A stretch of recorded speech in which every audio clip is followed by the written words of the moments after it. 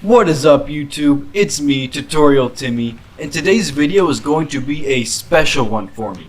Please buy my merch if you haven't. And first, I'd like to preface this video by saying I am not prejudiced against Hispanics in any way. In fact, I actually know multiple of them personally. So with that out of the way, let's get started teaching you the basics of Monopoly, which is, for lack of better words, a board game. And this video is mostly for people who have either never played before but want to, or for people who have maybe not played in a while, like a month or two, and they could use a refresher before getting back into the game. So with that out of the way, let's get started teaching you the basics of Monopoly, a game I've actually played before personally. Basically, each player is given some money to start with, and a game token such as a car, shoe, bell, or shield, etc., that they use to move around the board, which is, for lack of better words, a square. And players take turns rolling the dice and moving that many spaces on the board. Then different things happen depending on the space you land on. Oh, and to unmortgage a property, you have to look at the mortgage value on the back of that property's card and multiply that amount by 1.1 or add 10%, same thing.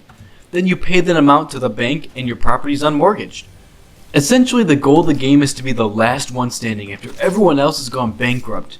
And if that's you, you win the game.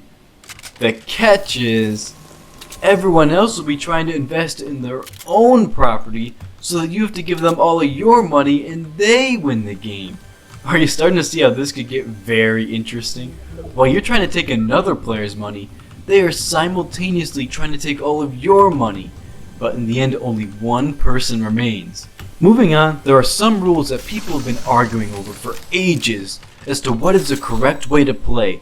So I thought in this video, I'd settle the score once and for all, the actual way to play, so that you don't find yourself in a situation where you are playing Monopoly with people you've never played with before, and a thing comes up where they think one thing should happen, and you think another thing should happen, and trust me, it can turn into a mess stat. So I'm going to set the rules straight once and for all, right here and right now, no questions asked.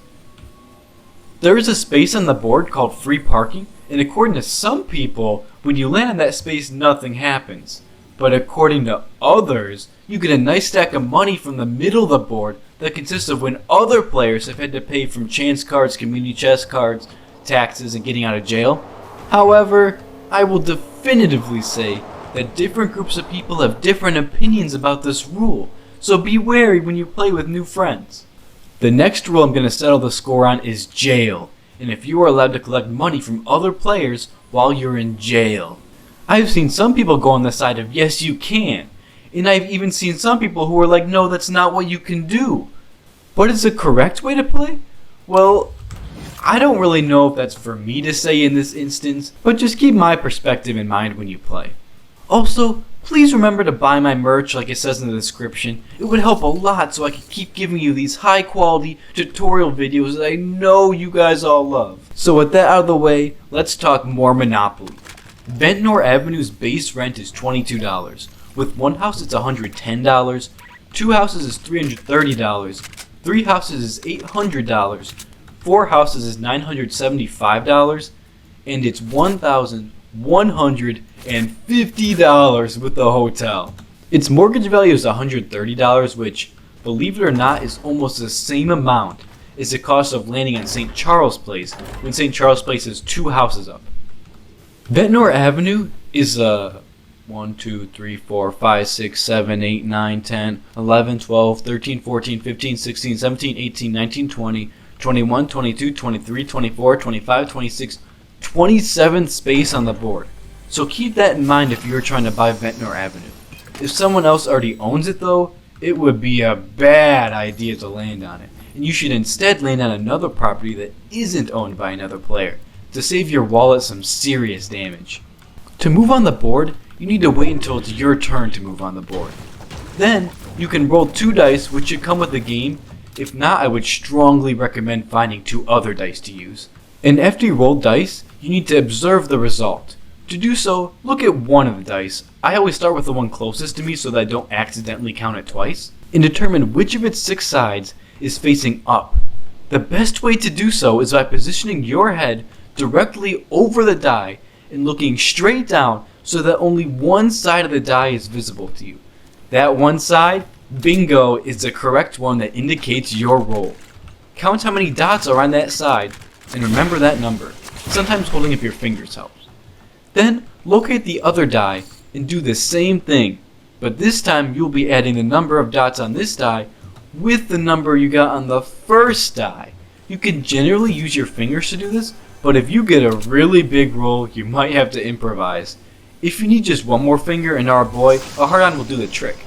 But if you need 2 more fingers, you'll either need the help of a friend, or you'll have to take your shoes and socks off to use your toes. A monopoly is when you own all the properties of a single color. So there you have it. I'd say you're ready to play Monopoly now as long as you've been paying attention to this video. Again, buy the merch. Also, please hit the like button, and if you really want to support my channel, refresh the page and hit that like button a second time. That's it for me, Tutorial Timmy, and have fun playing Monopoly.